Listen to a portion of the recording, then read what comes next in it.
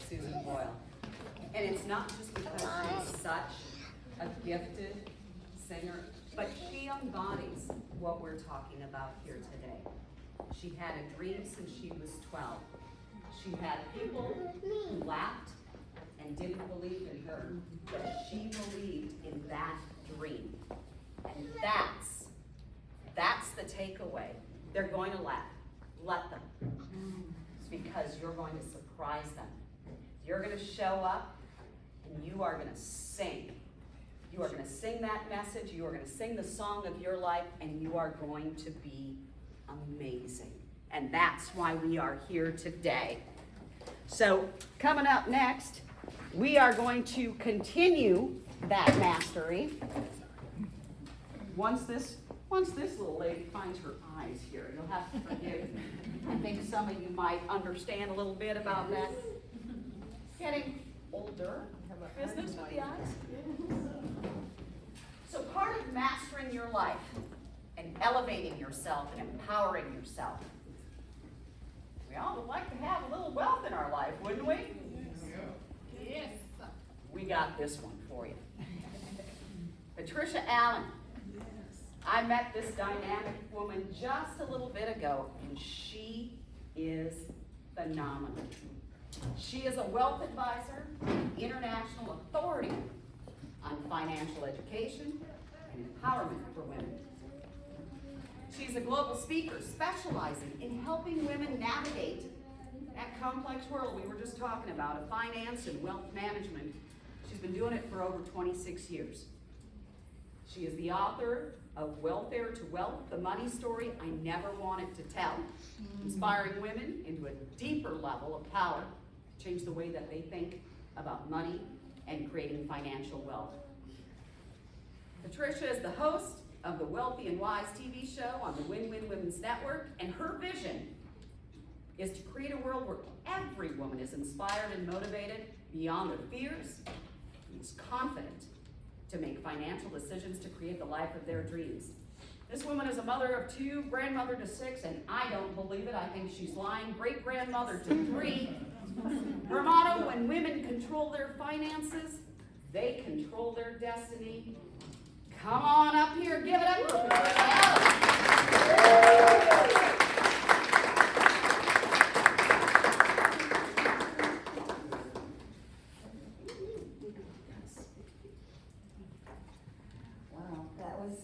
Quite an introduction, and I'm so thrilled to be here with you ladies today.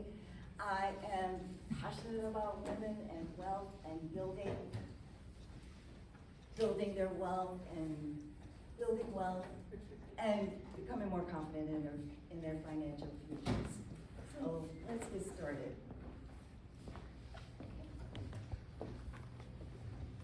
It was a Saturday afternoon. I was 8.5 months pregnant with our 3rd child, ready to pop. We were so happy. I had the family I always wanted, the man that I loved. My baby girl was excited to see her dad, but I lost hope that would happen as we prepared to spend another weekend with my mom and my brothers. But this particular evening, my intuition told me, stay home. So I did. 20 minutes later, I was in bed. I heard the phone ring. I jumped out of bed and I said, no, don't answer it. Again, my intuition was screaming at me, don't answer it. 20 minutes later, it was around midnight, I heard my husband's car pull into the driveway. Door slammed shut. I jumped out of bed, went to the door, and I stood there with this big smile on my face, ready to welcome him home. Then, the key turned in the lock. He opened the door. He saw me. His eyes were as big as golf balls. Keys dropped to the floor. And then, there was a woman.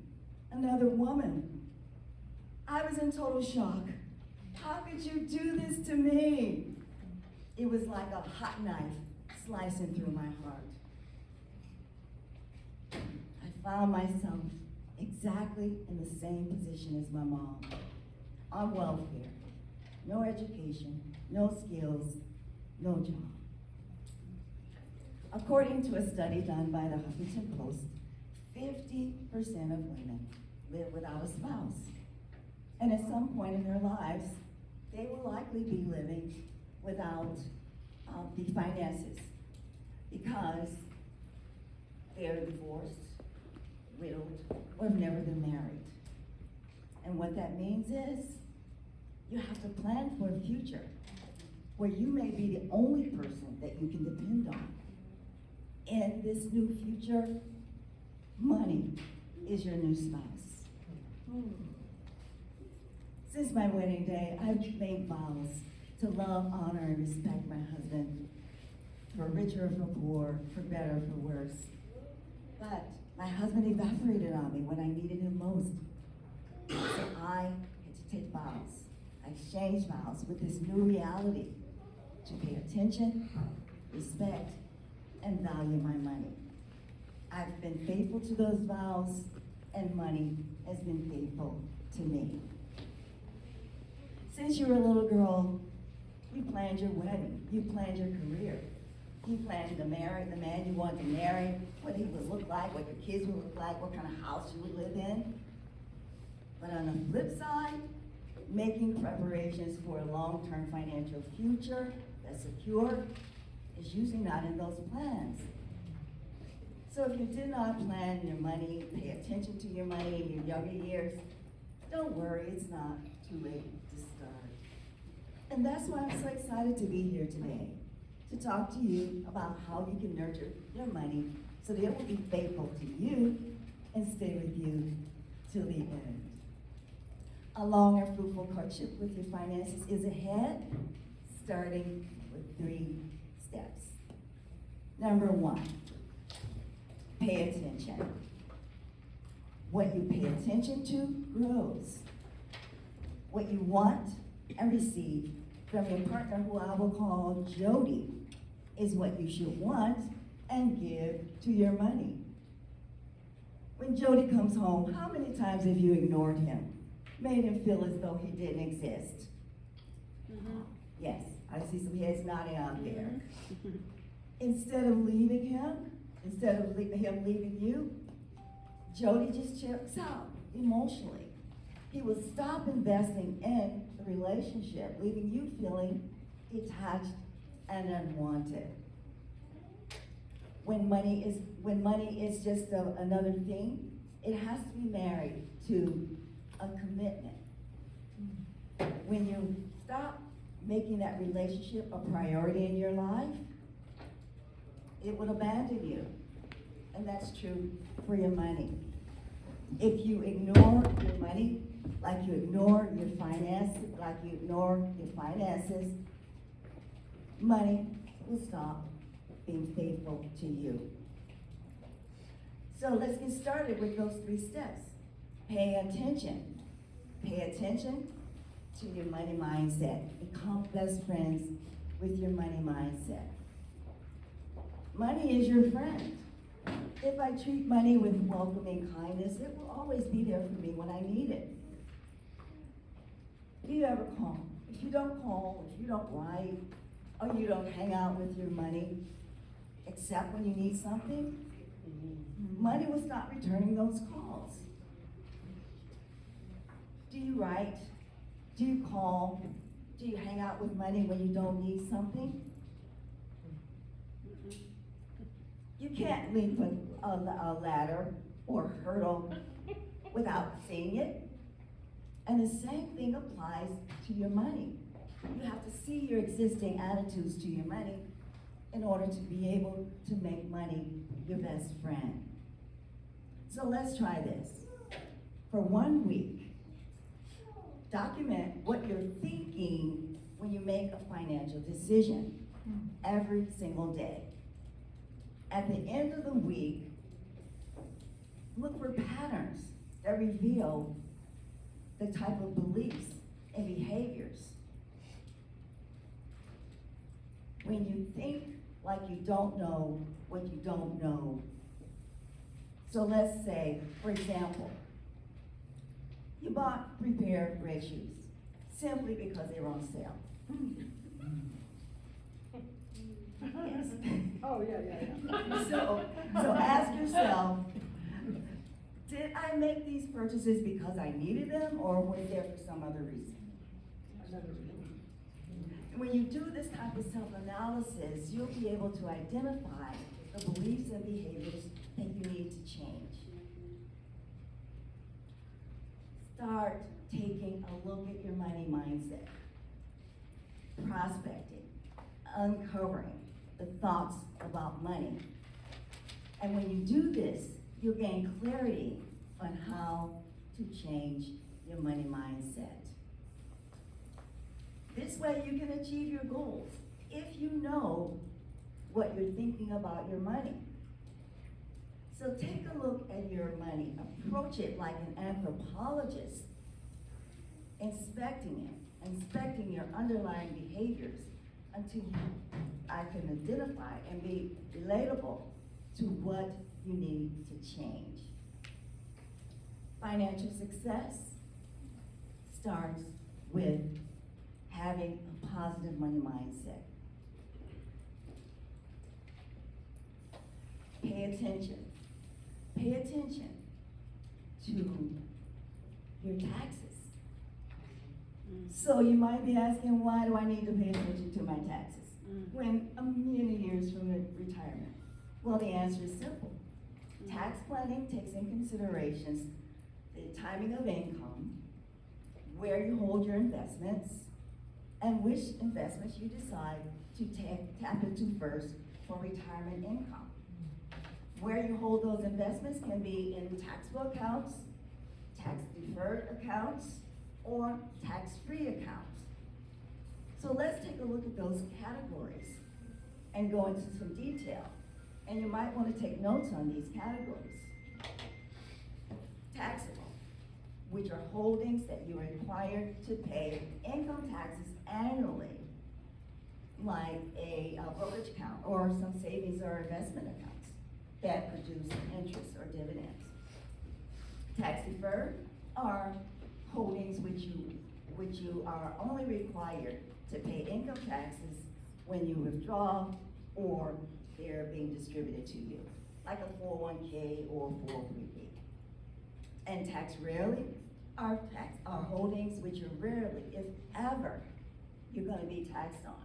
Certain things like a Roth IRA, municipal bonds, or certain types of insurance. So if you want to make money your best friend, if you want to be able to keep more of your money, you have to have a different perspective and having a balance between all three of these financial accounts. I often tell my clients that the sweet spot for creative tax planning is between the ages of 59 and a half and 72. This time, you can withdraw from your retirement accounts or taxable accounts without incurring a penalty. For example, if you have a retired couple that wants to buy a new car, the cost of the car, $50,000, would require a $60,000 withdrawal due to taxes, which will probably be higher than they were before because of decreasing deductions and fewer exemptions. This is called creative tax planning, but you have to have a mix between the three.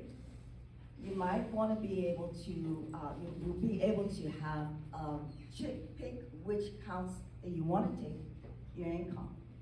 That's a great thing, because that way you can control the amount of taxable income that you're bringing in during your retirement. This is an opportunity that you don't have when you are working your regular job. And this is between the ages of 59 and a half and 72. Sound good?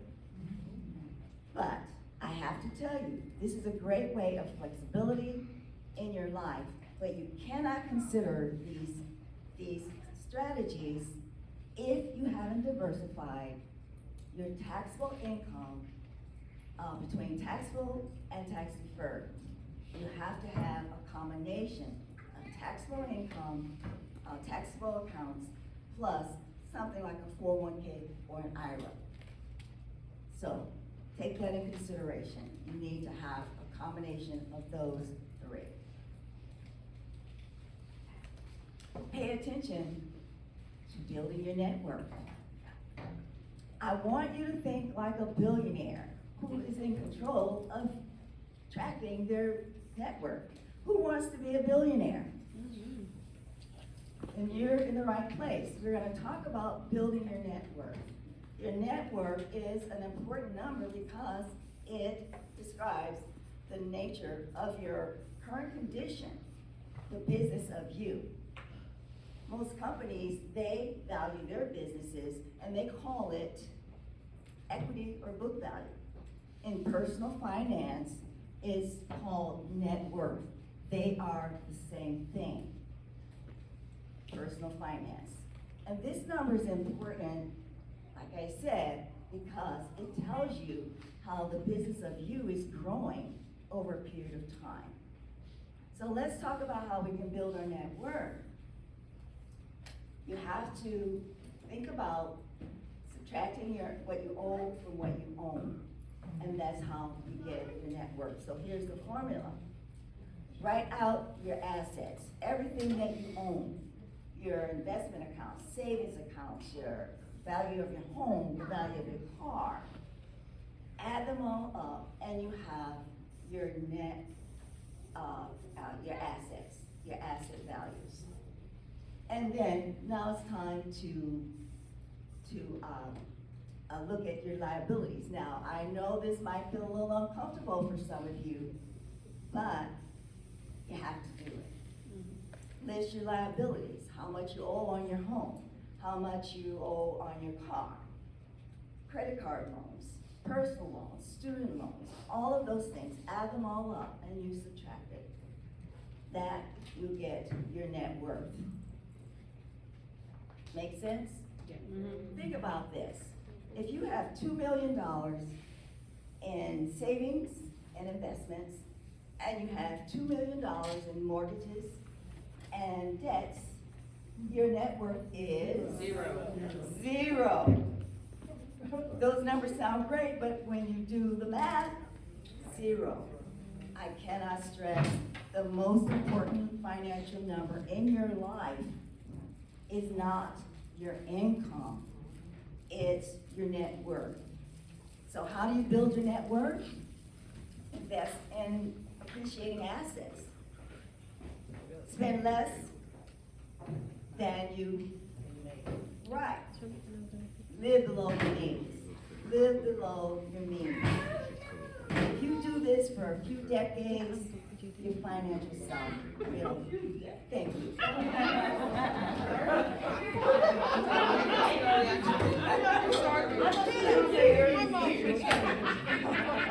Okay, all right, a few years. Some might be a few decades. Depends on how old you are.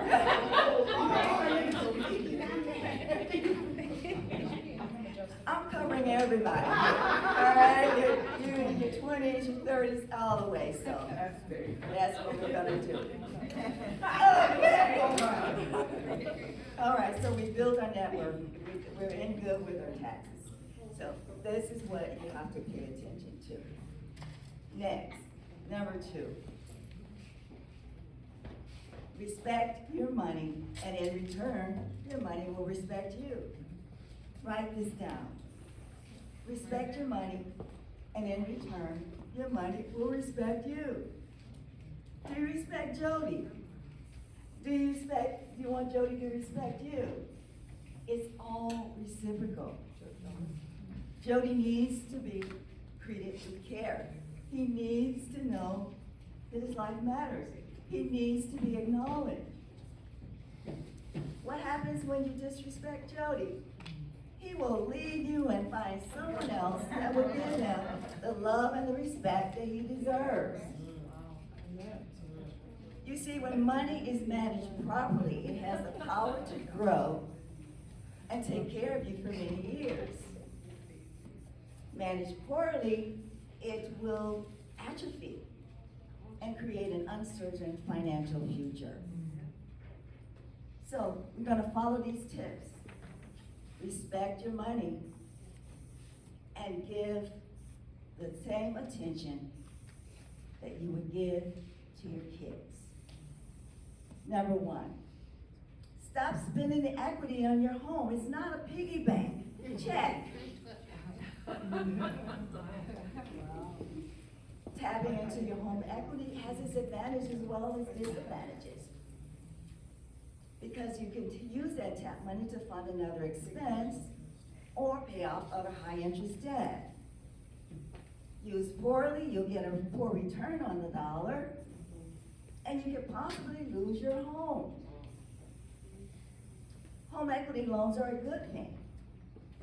When you can tap into the equity of your home and you have access to cash. However, there are risks to tapping into your home equity if you fail to pay the loan back. The risk, low credit score, higher fees, and the possibility of foreclosure. Number two, don't be reckless with your investments. Become best friends with your investments, with the stock market. Consider a plan that brings in a diverse mix of investments like equities and fixed income. Financial planning includes creating a diversified portfolio. It's like packing your suitcase for a British summer holiday. It may rain and you need to bring your umbrella and a raincoat, right? But there might be sunshine too, so don't forget your sandals, your shorts, and your sunglasses. Financial markets are like the British weather. It can change. So let's talk about those basic categories that we should be looking into, the asset classes for a diverse portfolio. Number one, you might want to take notes on these asset classes. Equities. Equities are investments in shares of companies.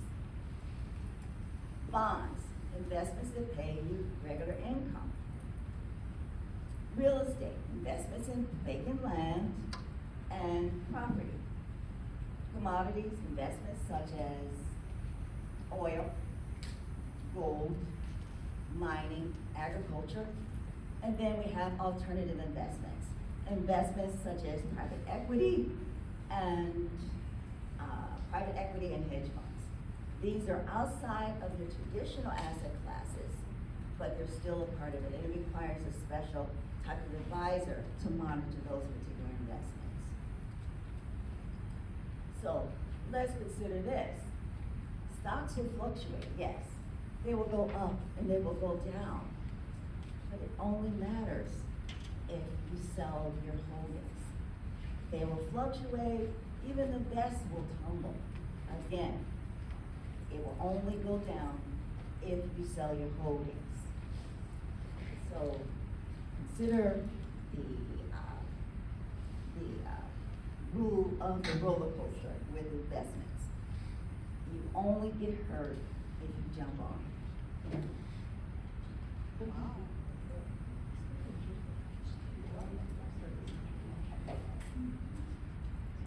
Number three, understand your finances. Understand your cash flow and give every dollar a job. In my early years, my boyfriend radar was focused on, is he cute? Does he have money? Does he have a car? There was no shortage of cute guys who own a car, so I collected them like trophies. But the relationships didn't last. And the reason why I found out later is because we had nothing in common. We didn't understand each other. We had no interest. We had, our beliefs, our values were different. The same can happen to your money. And that's what happened to me. For marrying a guy who said, I'm not a one-woman type of guy.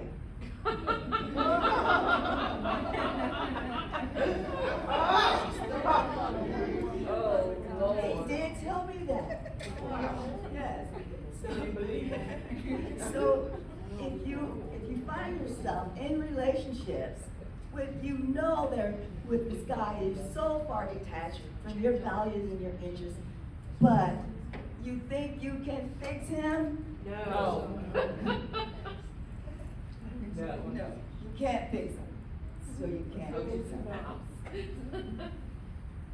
So understand your finances, understand what they're supposed to be about. I'm gonna ask you this question. Do you know how your investments performed last year? Your return? Do you know all the details of all your assets? Do you know the details of all your assets?